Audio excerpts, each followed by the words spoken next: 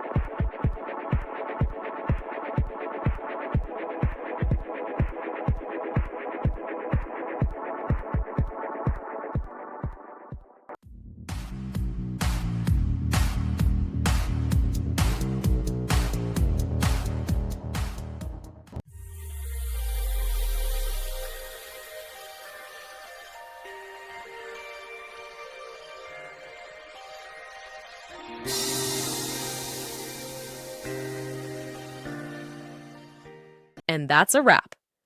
I hope you found the answer you were looking for. If you did, take a second to hit that subscribe button. It really helps out. And let me know in the comments which solution worked best for you.